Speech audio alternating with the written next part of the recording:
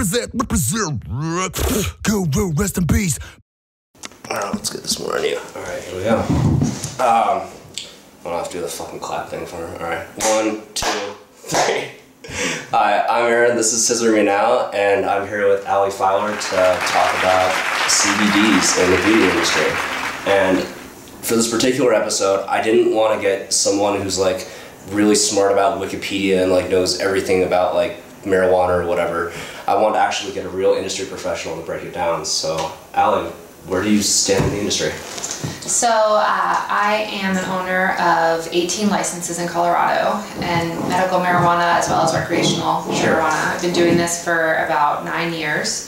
I have stores, I have grows, I also have extraction kitchens and labs where we do testing on all different types of products. You have labs? Mm-hmm. Is that very common in the industry? No, I would say about like 2% of the companies out here are either lab-based, like that's their primary business, right, or they're like me where they have it as a, kind of like an arm of their business. Did the lab come in the beginning, or did that come as like you developed the business? So we always had the license pretty much, well, I guess 2 years in. I had already had 2 stores and 2 grows. Right. At that point I added the lab, but at the time it was more like a kitchen. Right. So it was really edibles and just a little bit of different concentrates. But the industry has evolved so much in the last decade that, you know, in order to stay competitive, but also just based on my interest in the subject, you know, we wanted to start doing more testing on the products to figure out the efficacy of the products, figure out products that can really help our consumers, because I think that's the hardest thing with cannabis is misunderstanding the product, not knowing how to use it right, and just the doubts that come with it, having it not really been tested through typical measures. So yeah, so we've had it for quite a long time, and we do a lot of different things in there. Gotcha. So I'll admit, any single time that I ever come to Denver, one of the things I get most stoked about is that I get to go to the weed shop. Mm-hmm. And the reason why is like, it's not because I'm out to buy marijuana actually. I'm really out to just buy CBDs. Mm-hmm. And I don't even know what that stands for. So CBD is cannabidiol, and it's cannabidiol. It is it's basically a molecule that is in our body, just like anything else. Wait, it's pre-existingly in the body? No, so we have endocannabinoid receptors that are pre-existing in the body, and we find cannabinoids in phyto products. Oh, so they're ready to accept, Mm-hmm. So we keep cannabinoids in our body at all times. In fact, we have these receptors that are built solely to accept cannabinoids. And the best way I can kind of equate that to is if you think about like opioids, right? You've heard your opioid receptors.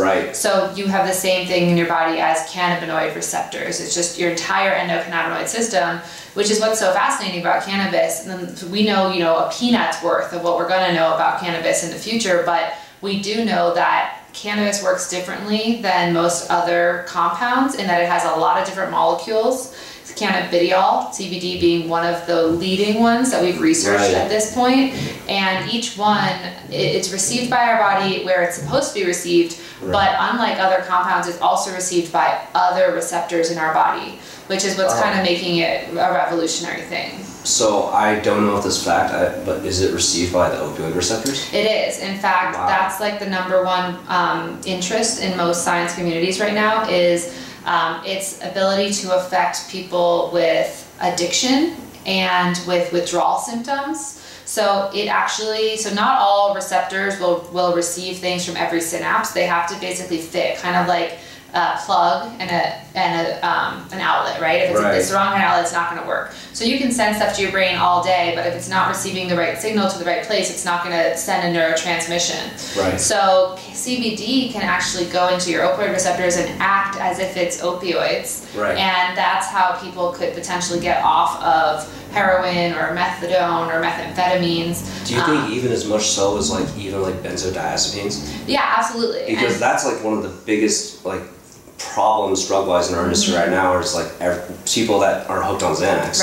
And that withdrawal in particular, like, because there are a lot of comparisons to the opiate withdrawal versus the benzodiazepine withdrawal, and the benzodiazepine withdrawal it's pretty fucked up. It lasts like a lot longer, and it like waxes and wanes and just does horrible shit. So the way that your brain receives the CBD is it basically gives like a false signal, and so that's why people always say, oh, it helps so much with my pain. It's actually your brain and the concept of the pain on your body. So I think that they've made a blanket statement that CBD can help with withdrawal symptoms in general, but specifically depending on the type of drug, it would depend on whether it interacts well with that synapse. I haven't really heard too much about benzos, to be completely honest, but I know that with like heroin and opiates specifically, and it makes a lot of sense because opium is a plant, right? And so it makes a lot of sense that our body will synthesize the same types of things through the same types of means, whereas benzos are synthetic.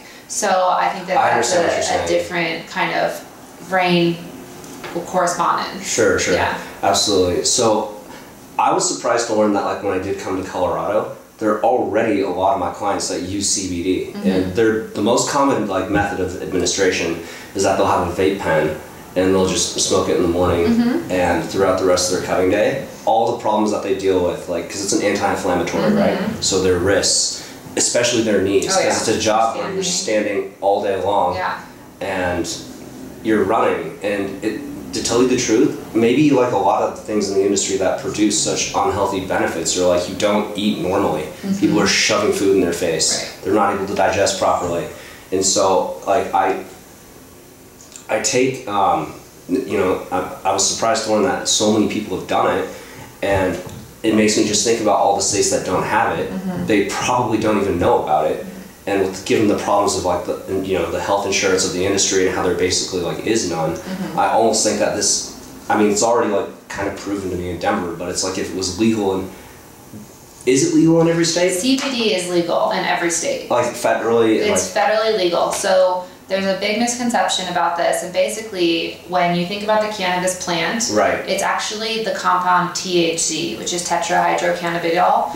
That is the only compound found in cannabis that is actually illegal. That's the only psychoactive property that's been identified by cannabis. So CBD is completely non-psychoactive. It doesn't really have the high effect. And they did try, actually I think it was last year, to make it that you couldn't ship it, but it's... Oh, for real?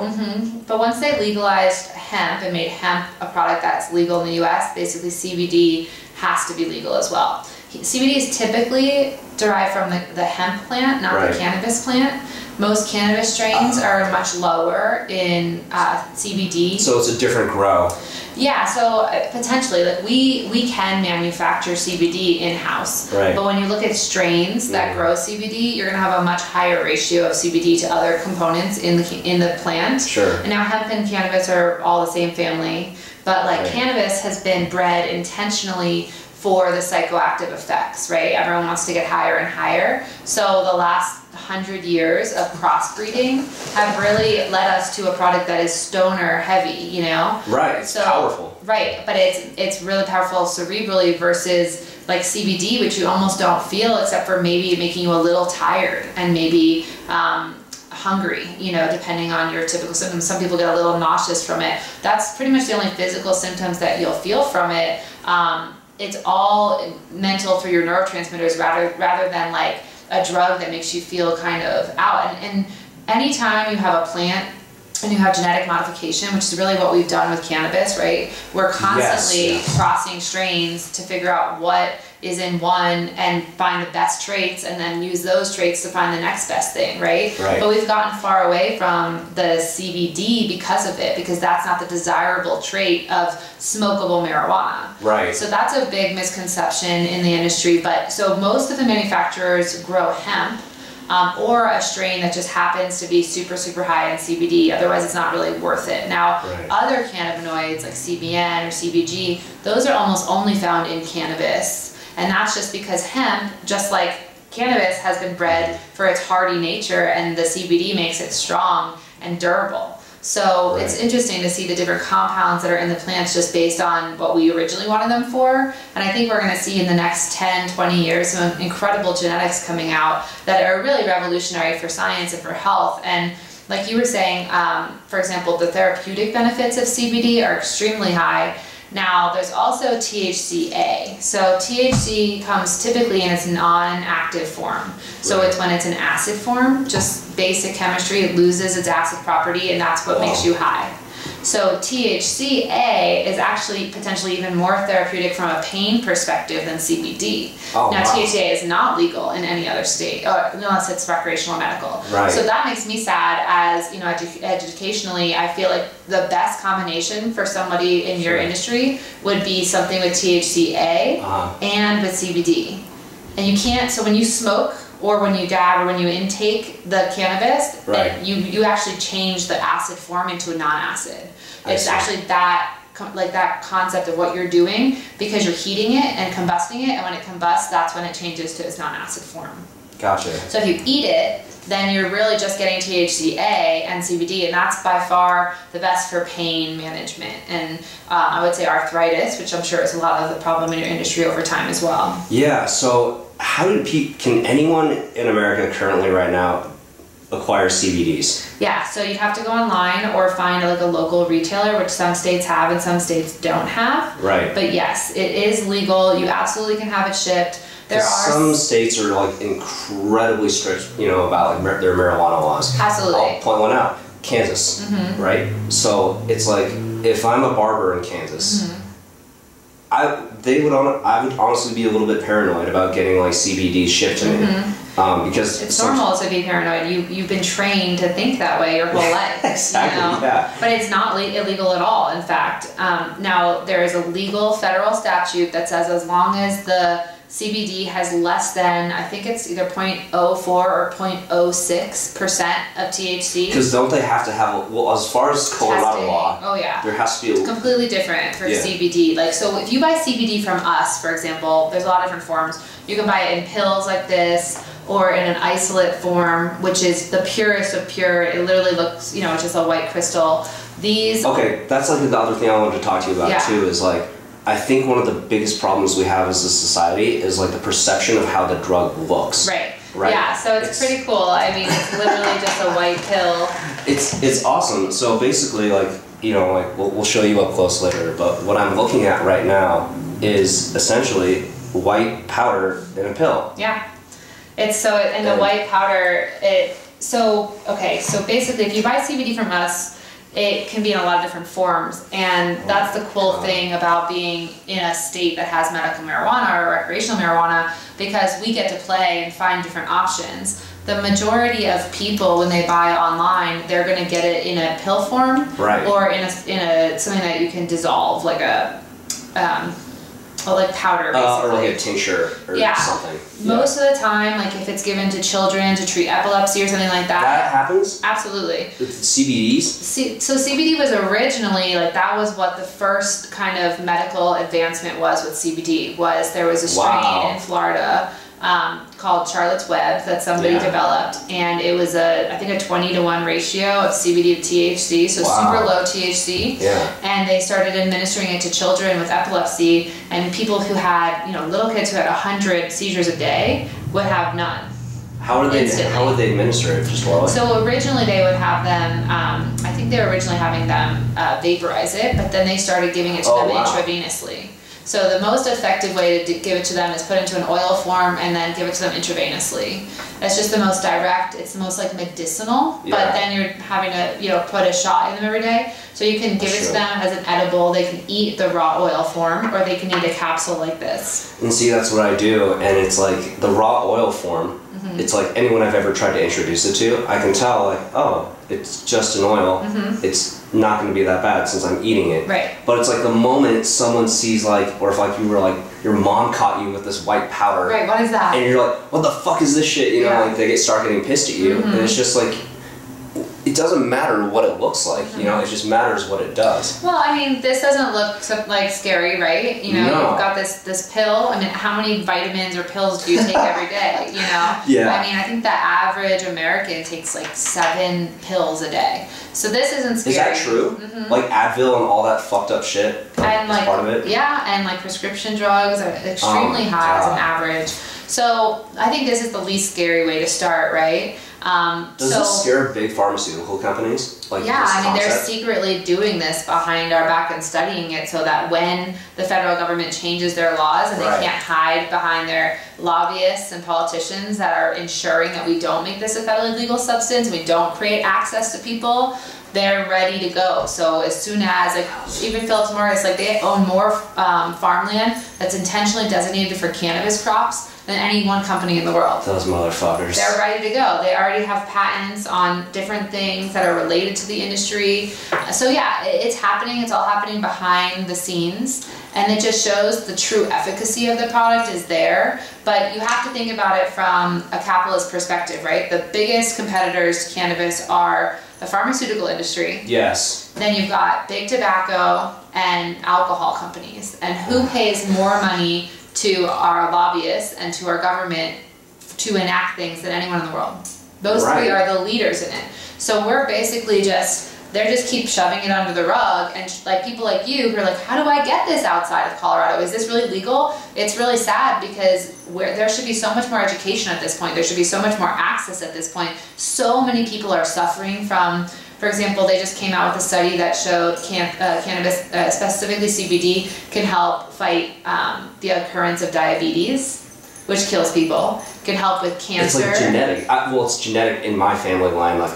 So they've proven that people that were preset for both diabetes and Alzheimer's, if they take CBD prior to the onset of those conditions, they may never get it in their entire lives.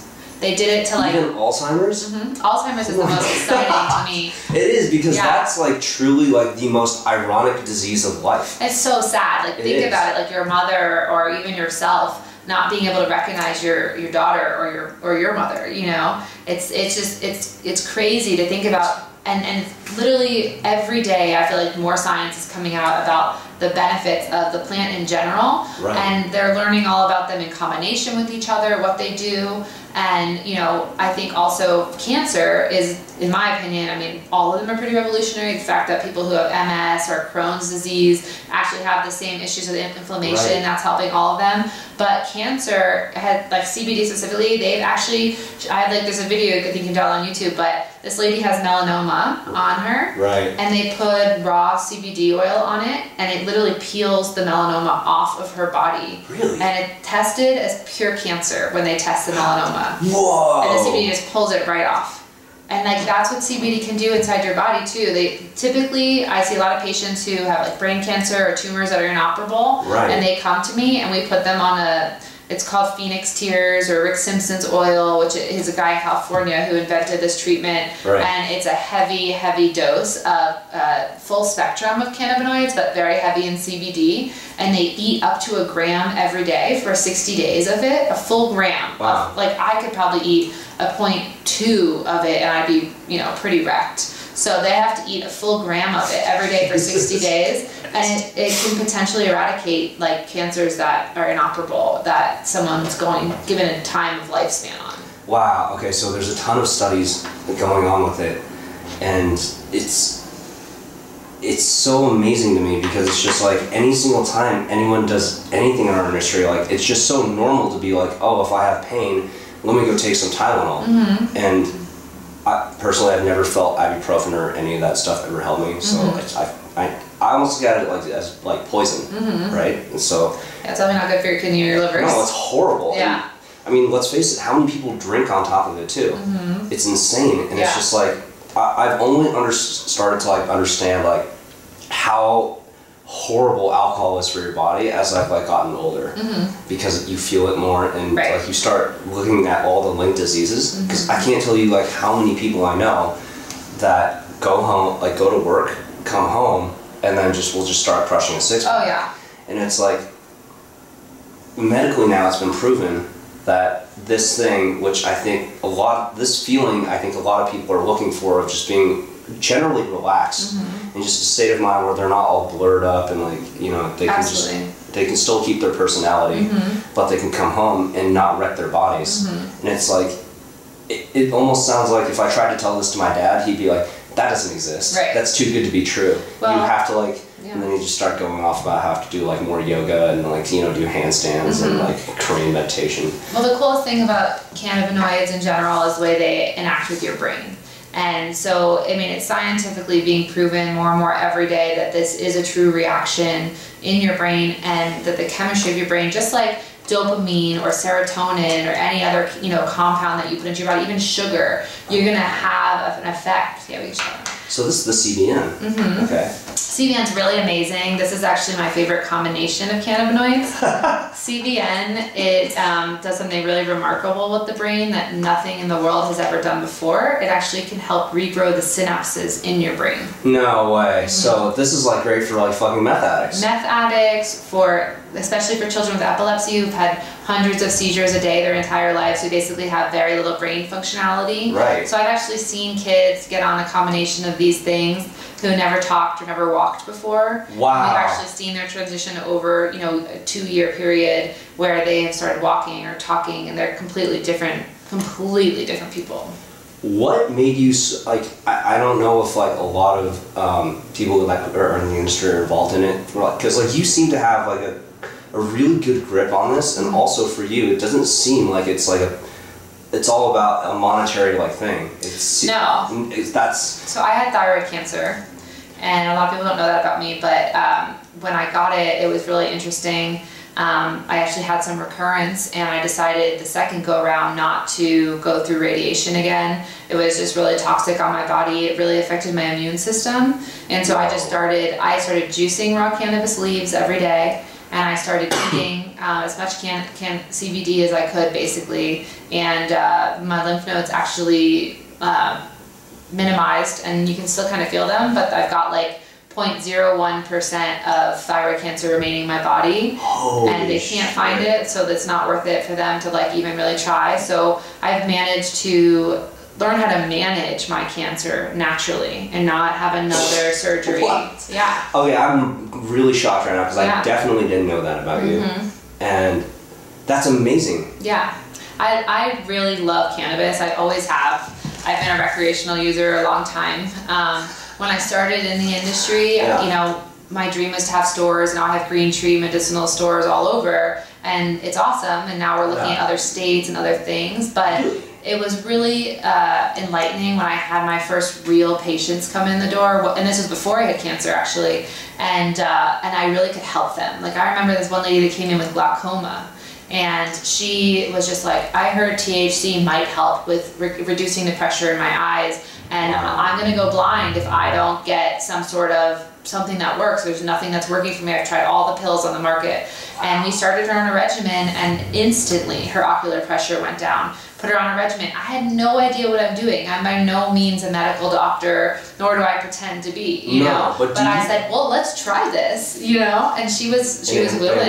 It worked. She takes THC every day, and I gave her a tincture. I said, listen, you don't want to smoke it. She's, you know, probably a 50-year-old woman, and I said, so let's just take 1 drop every 8 hours of the day, and let's see how it goes. And if you need to take more, you can take more. And if it drops too low, we take a little less, you know. And she went in, I think it was 7 days later, for another eye exam, and her ocular pressure had never been so low. That had never been documented so low since she started going in for her glaucoma issues. Dude, what was her reaction?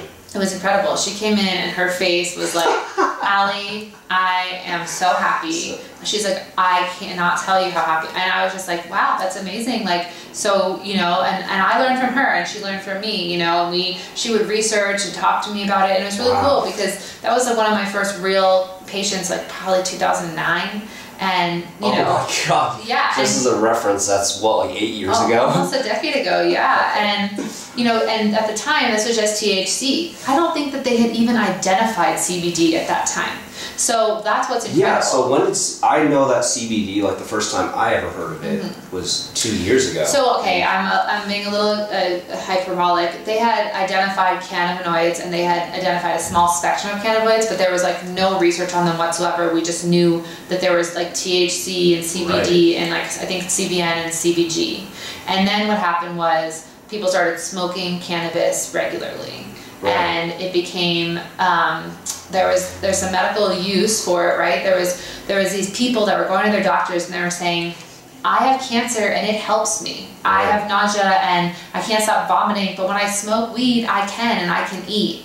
And so doctors started listening, and so then at that point, there was like research. Well, okay, so people aren't just getting high on this product anymore. Right. So they started researching it, and they started identifying these different cannabinoids and realizing, wow, there's so many properties to this plant. We need to take them all out and separate them and figure out what they each do, right? So now there's all sorts of studies. There's test tube studies, there's animal studies, there's human studies, all different levels, where these are the remarkable studies that are coming out from Alzheimer's, and like the diabetes one that just came out was a mouse study. Right. And it was like a mouse that was habitually likely to get diabetes from their genetic code. The parents and all of them had, and they gave them CBD from the beginning of their life, and through their like entire life cycle they never got it. And you know, none of it is conclusive at this point. And that's what's kind of scary, and people are still kind of questioning the efficacy of the product because there's just not enough information out there. But like by the FDA standards, there have to be longitudinal studies that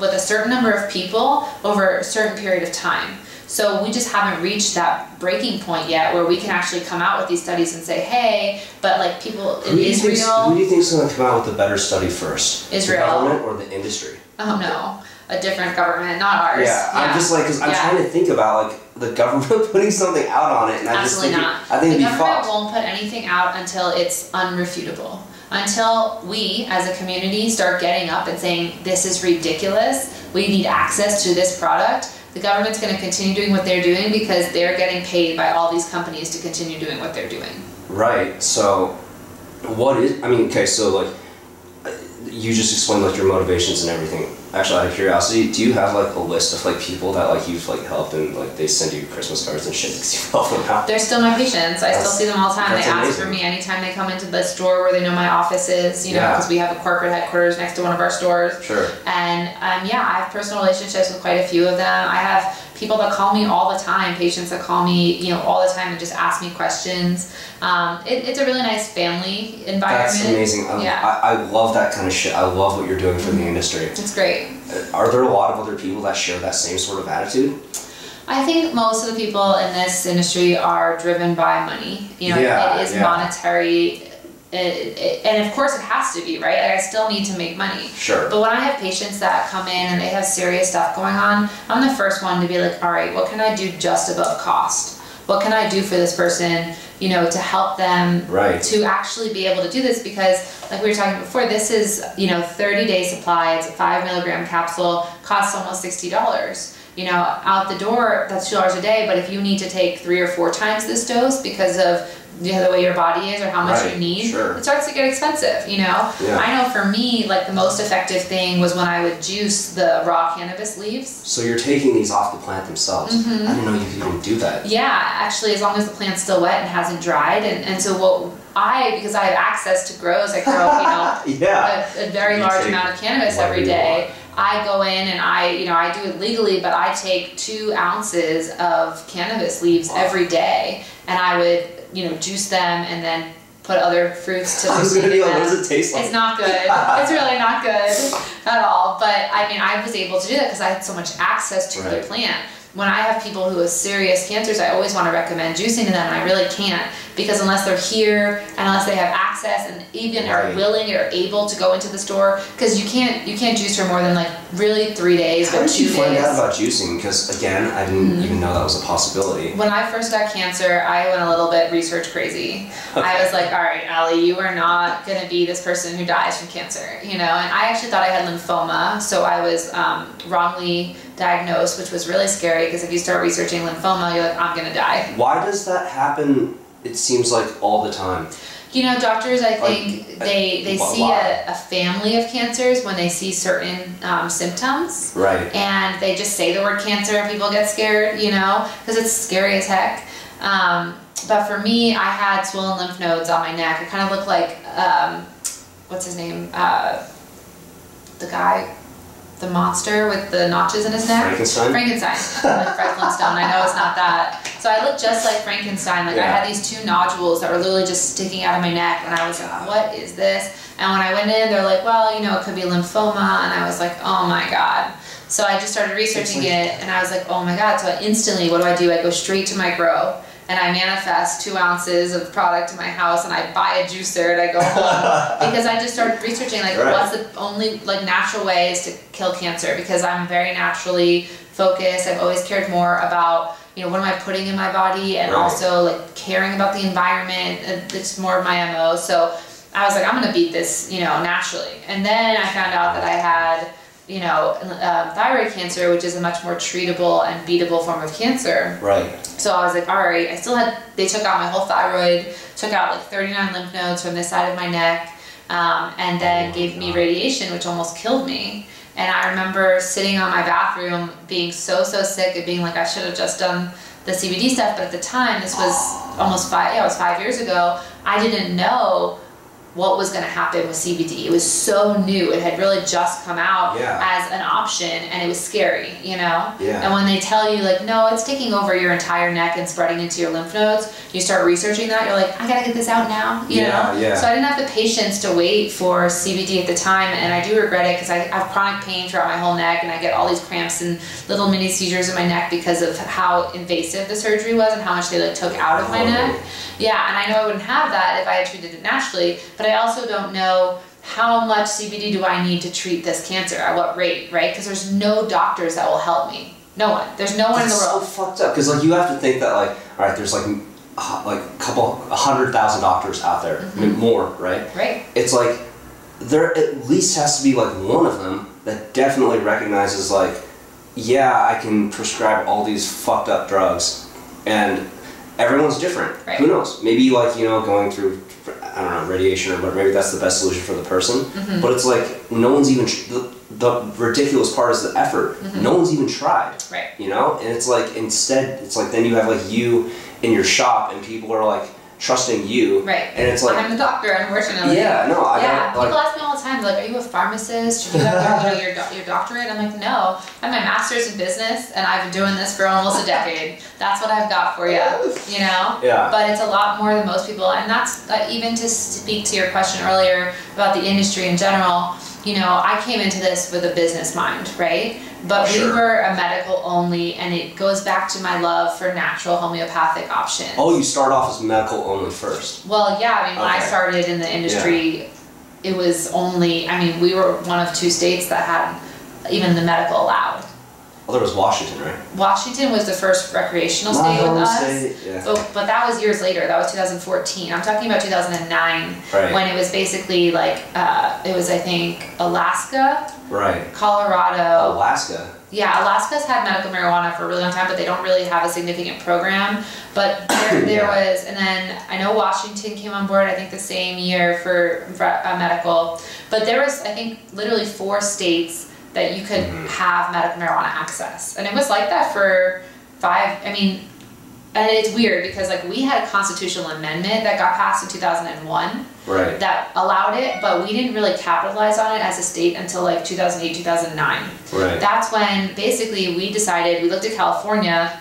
California never had a constitutional amendment, but they had like some Senate and House bills that allowed it if the cities allowed it. And so those states would get raided all the time.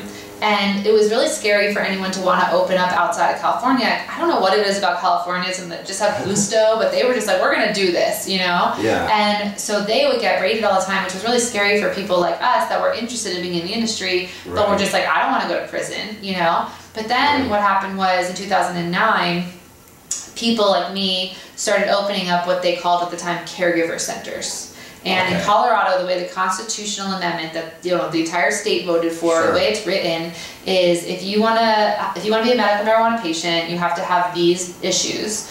Doctor signs off and says you have these issues, and then you get to either decide to grow for yourself 6 plants or elect a caregiver to grow for yourself. So you could come to me and say, hey, Allie, I don't know how to weed at all, but I have MS. Or I have glaucoma and I need weed regularly. Will you be my caregiver? And I'm like, absolutely. So I grow your 6 plants, right? Now come, you know, I harvest and maybe I get 2 pounds from your 6 plants. Depending on how good of a grower I am, right? So now I have 2 pounds and you use maybe an ounce a month, right? So for a year, I've got an ounce a month. That's not even 1 pound. Right. So what do I do with all the rest of this stuff? I sell it to other people, right? So this is how we started capitalizing on it. We started creating this little market. Right. And then people like me were selling weed to their friends and family outside of their homes. And we're like, we don't really feel comfortable doing this, so let me open up this little store, but I'm gonna call it like a caregiver center. And you're gonna come in and you're gonna be my patient, and we're gonna have caregiving services, right? We're gonna have massage and acupuncture and Reiki and classes and educate, like all sorts of stuff. And so now I'm creating this little kind of retail center for you, but it's just so that it's not out of my home. It's more legitimized, right? Right. So this was my first store. It was a caregiver center. And then 2010, the Senate, or the House actually, in Colorado passed a bill. Right. And that bill required people that were acting as caregivers to register as dispensaries. And it was the first bill in the entire state, so it had taken 9 years for the state to learn how to regulate cannabis. So everyone almost like growing for themselves, it kind of like turned into like basically like forced like this state's hand to basically be like, all right, next level dispensary. Right, and at the time with our president, we got kind of lucky because he was like, you know what, we're not going to waste money on this anymore. People, if this is what they wanted and if they voted for this and they have a constitutional amendment for it, why are we going to deprive them of it? Let their states deal with it. Now, if they break federal law, we're going to shut them down. If they break state law, we're going to shut them down. But if the only law they break is operating, we're just going to let them be.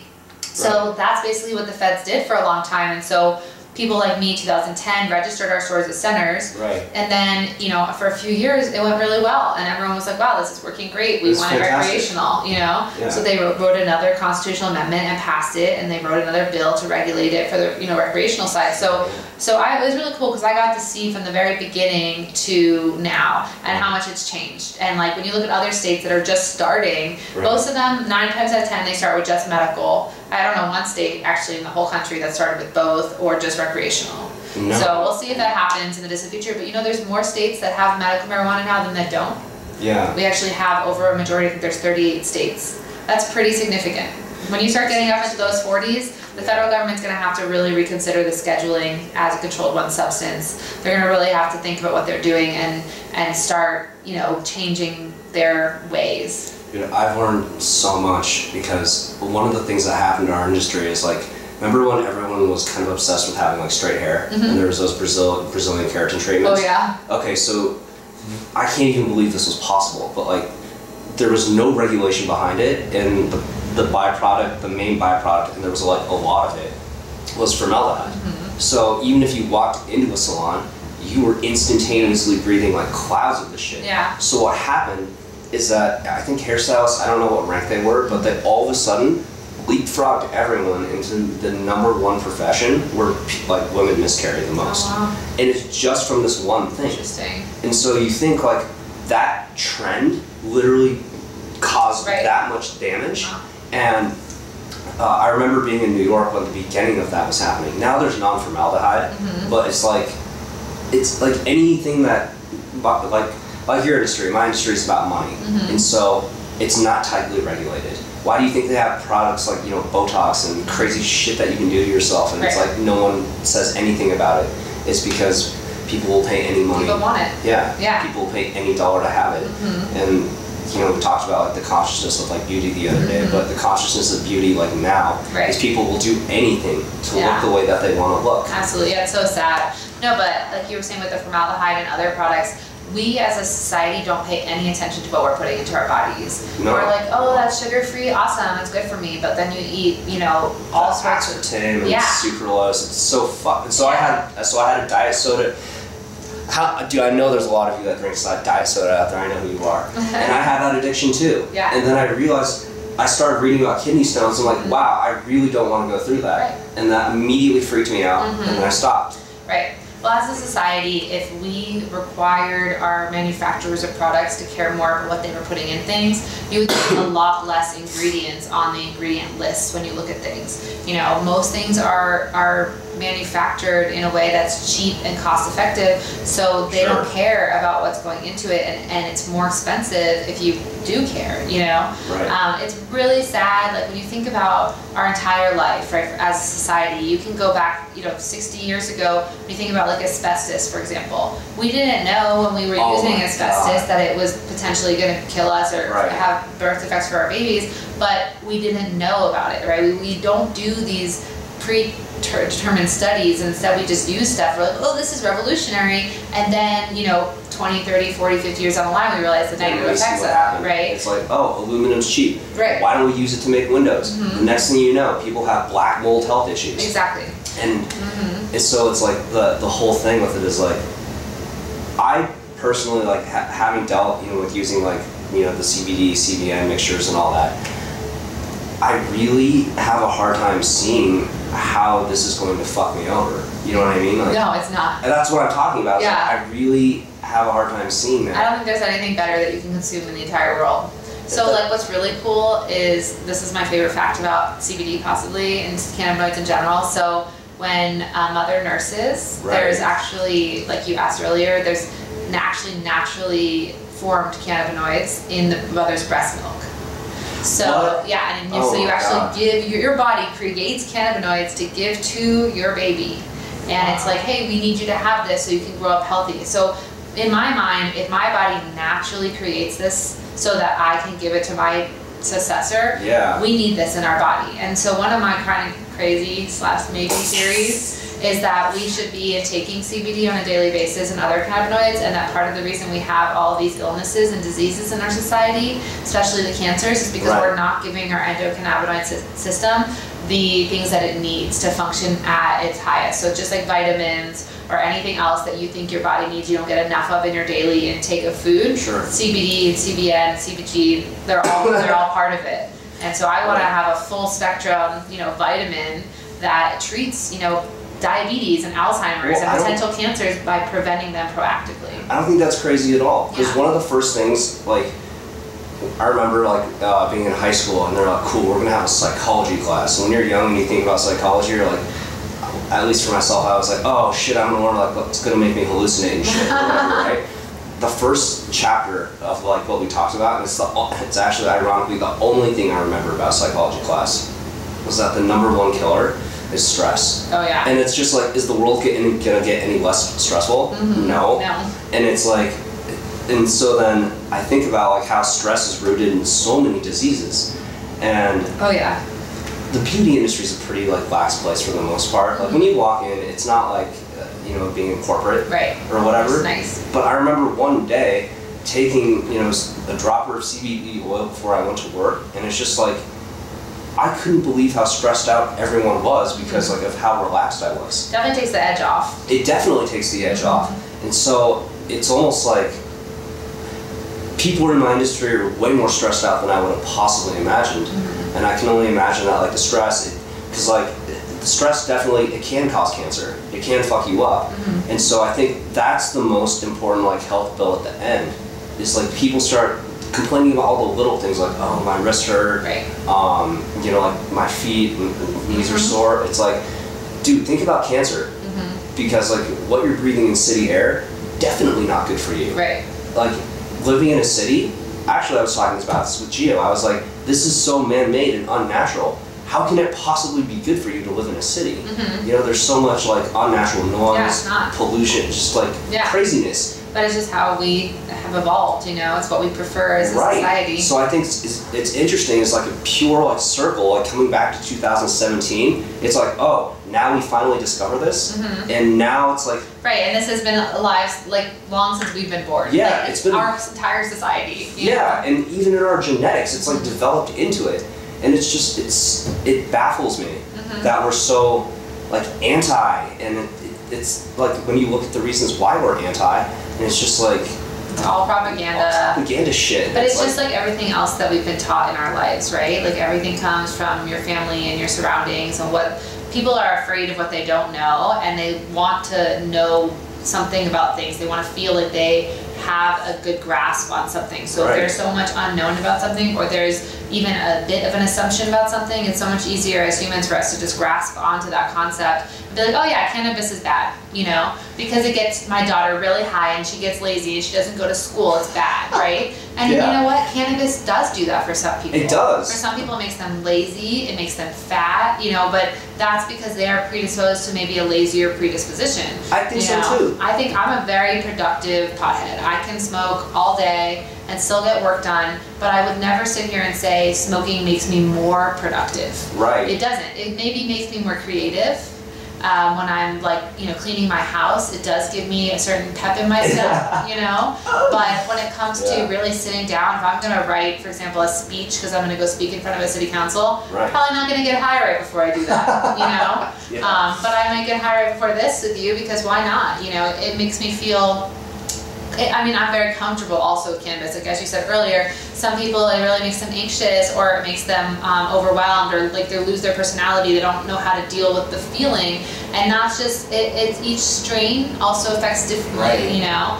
And that's what's cool about CBD too, is that there's none of that, and you get instead just the medicinal properties that you're seeking, you know, out. And people can take it at work, and they may just get a little relaxed instead of, you know, not being able to still do their job to that capacity. Right. And well, one of the main things I wanted to like accomplish like in this podcast was like, I think that like what freaks people out too is that like they don't know how to talk about what they're taking, right?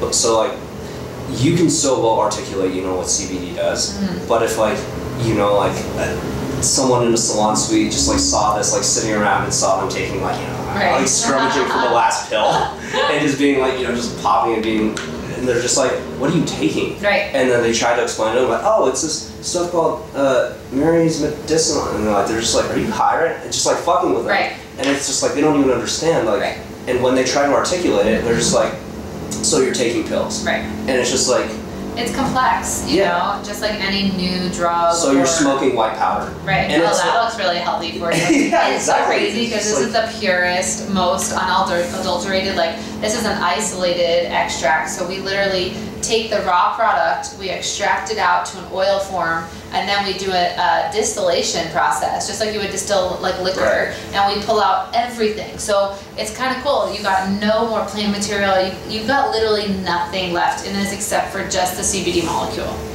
That's amazing. And it's amazing. You can eat it, you can dissolve it in a tea if you want, or you can smoke it or dab it or put it into a capsule. That's what your preferred method is, you know? Dude, you know what's insane? It's like my mom is a hospice nurse, and she definitely knows that like marijuana is like medical and like all this stuff.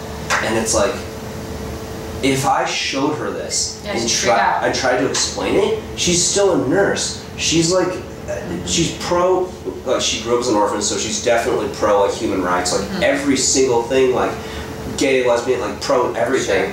But it's just because of the way this thing looks that she would be like, if my mom saw me popping 2 of these things like every day, she'd be like, are you addicted to something? And it's like, no, it's a vitamin. It's like, Mom, are you addicted to vitamin B or vitamin D or vitamin C? Are you addicted to staring at your cell phone? It's a supplement. That's how you have to look at it. Is it as a supplement? Unless you're using it for a specific desired, reason, like to treat inflammation or you know, a disease that you have or chronic pain, something like that, or even potentially like one of the coolest things they're doing right now is helping people stop smoking cigarettes. They did a double-blind study, and they had a group of people who had an option of either an inhaler or a vape pen, and one was, you know, like nothing, and one was CBD. And the people that did the CBD one were 76% more likely to stop smoking cigarettes. That's amazing. No wonder tobacco companies would shut this thing down. Absolutely. Well, and it's interesting. I don't think they even like anticipated that about CBD.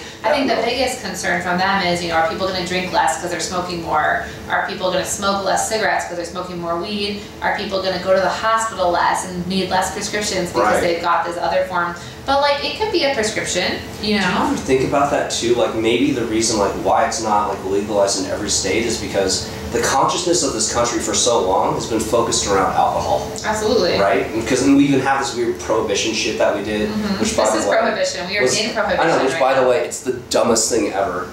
And it's like now people like have realized like, oh, like now that we've legalized marijuana and like CBDs and THC and all that, you look at cities. When I came to Denver in 2013, there was no potholes. Everywhere I drove, every park I saw, I was just like, this city is like manicured and pristine. It's like, is this really what happens? Like, with like, is there that much money in marijuana? That's the first thought that I had. And sure enough, absolutely. And I wonder if the consciousness of this country, which has been a huge drinking country for so long, because you look at European countries, they're all drinking countries. You know, it's just like, could America possibly become like the first country that turns into like a cannabis, you know what I mean, like culture, like, you know, like, but not on like a hippie level, but like on like the very fact that everyone's like knowledgeable, you know, like the same like that people would know the difference between like different. I think Canada is leading in that right now, personally. They're winning? Yeah, I mean, Israel and Canada are doing the most research on cannabis. Why is Israel so into it? They've got great scientists and they understand the value, honestly. It's like once you find any level of this as a truth. So let's say you don't believe me about anything I said today, right? But you go find a parent who has a child with grand mal seizures or epilepsy and you say to them, did you start using CBD? And they say yes. And you say to them, did it work? And they're like, yeah, my daughter had 100+ seizures a day and now has none or hasn't had one in a year. It's just, once you see that and you hear that, or let's say, because most people, they don't actually reach out to me or someone like me until they have a real need for it, right? Like your mom gets cancer, or, you know, your dad is showing signs of Alzheimer's, and you Google it and you're like, oh man, cannabis might help with this. So then you reach out to me, right? So it's usually, and I think this goes back to the education piece as well. I don't think people are paying as close attention to it and are leading the innovation of the concept of it because it's not important to them in this moment. So until it is relevant to them and until it matters in their world, that's what I mean. You know, they're not going to look for it. Don't wait till it's too late. Because the cancer is coming. You know, that's how I feel. You know, that's why I'm starting to take this shit down. Because like I know that like I'm 29. I'm on the border of approaching all of the like horrible stuff in life, crossing over into diabetes, you know, kidney stones. Like, just if I don't take care of myself now, like if I don't start grinding 2 ounces of pot leaves and start chugging that, but it doesn't even have to be that. It can be this, and it's like, you know, in closing, let me ask you this, just to make it simple for everyone, for people that actually want to start taking this, what's the best way for them to start? Is it the patch? Is it vaping a pen? Is it taking like one of these, you know, little vitamin pills? I think it really depends on what your goal is, right? If you just want to take it as a proactive measure, I would really totally advise doing the capsule, one a day, just like a vitamin. If you're taking it for pain and like your wrists or whatever? Pain, I would say topicals or patches are really good. So this could be like a cream or something? There are creams, there's awesome creams for sure. If it's super heavy pain or like insomnia, you could eat it like a raw oil form. So the raw oil form is going to be a lot stronger than a capsule. So I would say like you could probably take 30 to 40 milligrams of CBD and not be too much. And this is only 5 milligrams. So I kind of think this is like more of a proactive, like let me get this into my body more regularly concept versus, you know, hey, I actually have something I need to be dealing with. But for people who've got pain management, I think the vape pen is great. The glaucoma, I would recommend a tincture, a CBD tincture, just because that's the best way to get into your bloodstream. And so that's why I say, what is your purpose? Is because if you smoke it, if you eat it, or if you use it topically, your body receives it to different parts of your body. So if you need it to get into your bloodstream, then you need to smoke it or eat it. If you don't need it to get into your bloodstream, you can physically put it on an area. It will help topically. So that's important. If it's something you need to treat immediately, you're going to want to do something fast acting like inhalation. So whether it's vaporizing it or smoking it or dabbing it, it doesn't matter. But I think the vape pens are great for people who want to manage daily pain. Like maybe you have, you know, like the issues, especially in your industry. I think a vape pen is a great way to go because they can go out for their 15-minute break. They can take a few hits. They can come in and stand for the rest of the day. Exactly. You know? And they're not fucked up. They're just managing their pain. And yeah, like once again, this is everything they can do it online, right? Absolutely. They can buy, so I would highly recommend going to a dispensary if you have medical or recreational marijuana in your state. The reason for that is because while I said there is a lot of hemp available, the hemp that is available in our society isn't necessarily tested. So like Colorado has certain standards for testing, and that allows us to make sure that we're giving you a true product with this much CBD in it. Right. There's a lot of false manufacturers out there that are presenting as if they're doing certain things. Right. So you want to make sure that you research the lab that is testing the products as well as the place that's putting out the product, and then make sure that you're actually getting a high level of CBD. And it's relatively easy if you go online to just search like what brands really work, what is a good CBD company. Right. And a popular one is Mary's Medicinals. This is local. They're only licensed in Colorado. Oh shit. So yeah, you can't go outside of Colorado and get Mary's Medicinals, but there are, I would say there are CBD manufacturers in every state, and you'll be able to find them in your dispensaries for sure. They just, you know, we've been doing this for a long time as an industry in Colorado. Do they ship? They don't. You can't, because this one, unlike all the other, like we talked about earlier, this product is isolate, and so it doesn't have THC, but they are a cannabis company.